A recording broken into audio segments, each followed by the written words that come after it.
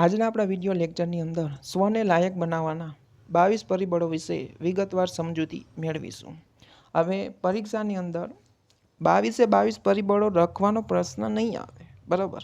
કાં તો એમ કહેશે 15 પરિબળો સમજાવો, કાં તો એમ કહેશે ટૂંકમાં 10 પરિબળો સમજાવો, કાં તો 4 પરિબળો આપશે, એને વિગતવાર તમારે ઉદાહરણ સ્વરૂપે સમજૂતી આપવાની રહી, બરાબર. ઘણીવાર આપણે જૂના પ્રશ્ન પેપર જોવા જાય યુનિવર્સિટીના, બરાબર, એમાં 4 ટૂંકમાં આપેલા હોય છે, એને તમારે ટૂંકમાં સમજાવવાના હોય છે ઇન ડિટેલમાં, બરાબર. એટલે પહેલાં તો એ ખબર હોવી જોઈએ 22 પરિબળોની અંદર કયા કયા પરિબળોનો સમાવેશ થાય. ઇન કેસ આ પ્રશ્ન પૂછાણો પરીક્ષાની અંદર, ઇન કેસ ઓફ મીન્સ કે કેમ કીધું કે 15 પરિબળો વિગતવાર ટૂંકમાં જણાવો, તો પહેલાં તો 15 પરિબળ તમને આવડતા હોય છે. 22માંના 15 તો તમને ખબર હોવી જોઈએ, બરાબર. એક પેજમાં ટૂંકમાં પેજની જ્યાંથી તમે આન્સર શરૂઆત કરો છો એ પેજમાં આવી રીતના પહેલાં લખી લેવાના, બરાબર. ફોર્મેટિંગમાં લખવાના, તમે એક એક લીટી મૂકતા જાઓ, બરાબર. હું નહીં મૂકી શકું, બરાબર, મારી લિમિટ છે થોડીક, પેજ ખોટા બગાડવા ને મારે. તમે પરીક્ષામાં તમારા આમાંય પેજ બગાડો જ છો, બરાબર, ના લખવાનું લખીને. એના કરતાં થોડીક લીટી મૂકો, વ્યવસ્થિત તમારું ફોર્મેટિંગ થાય, બરાબર. અને આને ફોર્મેટમાં લખવાનું, ટૂંકમાં ટેબલ બનાવી નાખવાનું આખું, બરાબર, પેન્સિલથી, બરાબર. અને હાઇલાઇટ કરવું હોય તો કાળી પેનનો યુઝ કરી શકો છો, પણ બને ત્યાં સુધી નહીં કરવાનું, બ્લુ પેન જ રાખવાની. વરીવાર ઘડીએ ફેરવવી પડે ને એટલા માટે હું ના પાડું છું, બરાબર. અમુક વાર ભૂલાઈ જાય તોય પાછું ખોટું ખરાબ લાગે.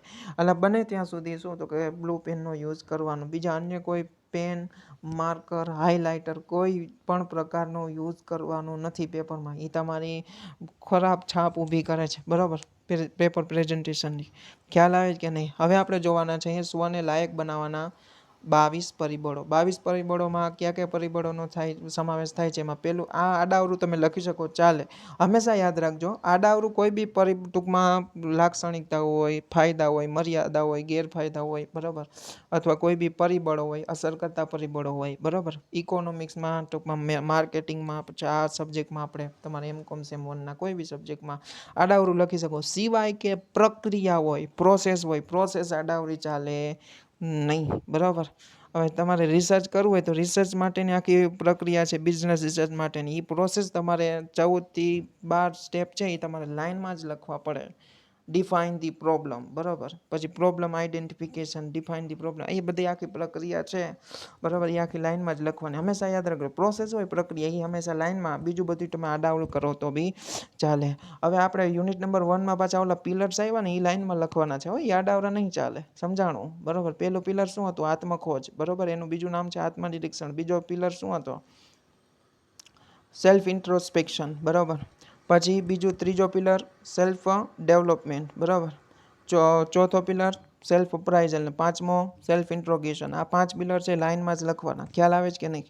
એમાં પહેલું આપણે પરિબળ જોવાનું છે સ્વકલ્પના પરિબળ. આપણે કેવી પ્રકારની કલ્પના કરીએ છીએ એને ઇંગ્લિશમાં કહેવામાં આવે છે સેલ્ફ એસ્ટીમ, બરાબર.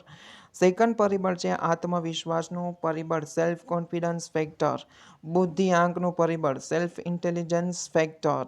ચોથું ફેક્ટર છે સ્વયં સંચાલિત પરિબળ, સેલ્ફ ડ્રાઇવન ફેક્ટર. પાંચમું ફેક્ટર છે સ્વસન્માન પરિબળ, સેલ્ફ એસ્ટીમ ફેક્ટર, બરાબર.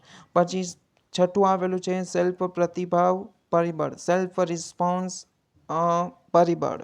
સાતમું આવે છે સ્વ સહનશીલતા પરિબળ, સેલ્ફ ટોલરન્સ ફેક્ટર.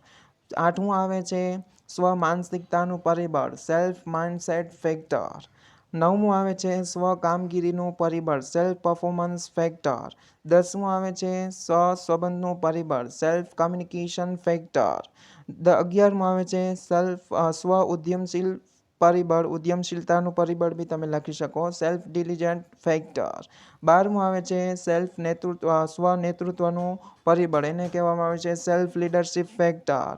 13મું આવે છે સ્વ આધારિત પરિબળ, સેલ્ફ ડિપેન્ડેબિલિટી ફેક્ટર. 14મું આવે છે સ્વ સહનશક્તિનું પરિબળ, સેલ્ફ એન્ડ્યુરન્સ ફેક્ટર. પછી 15મું આવે છે સ્વધ્યેયનું પરિબળ, સેલ્ફ મિશન ફેક્ટર. 16મું આવે છે સ્વ શિક્ષણનું પરિબળ, સેલ્ફ લર્નિંગ ફેક્ટર અથવા સેલ્ફ એજ્યુકેશન ફેક્ટર. 17મું આવે છે સમય વ્યવસ્થાપનનું પરિબળ, સેલ્ફ ટાઈમ મેનેજમેન્ટ ફેક્ટર.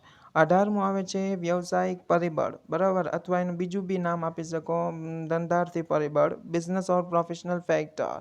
પછી 19મું આવે છે સ્વ અહમ પરિબળ સેલ્ફ ઇગો ફેક્ટર. 20મું આવે છે સ્વભાવગત પરિબળ સેલ્ફ ટેમ્પરામેન્ટલ ફેક્ટર. 21મું આવે છે સ્વ અસ્વીકાર પરિબળ સેલ્ફ નેગેટિવ ફેક્ટર. અસ્વીકાર પરિબળ. પછી 22મું અને છેલ્લું સ્વ વ્યવસ્થાપનનું પરિબળ સેલ્ફ ઓર્ગેનાઇઝિંગ ફેક્ટર.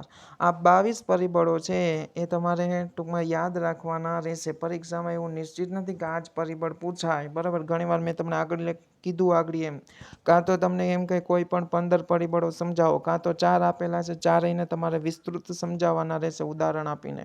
ખ્યાલ આવે છે કે નહીં, બરાબર. પણ 22 પરિબળોનો તમને થોડો ઘણો ખ્યાલ હોય તો તમે લખી શકો, બરાબર. આના વિશે વિગતવાર સમજૂતી હવે જોવાની છે, જે આપણે આગળના વિડીયો લેક્ચરની અંદર વાત કરીશું. Thank you.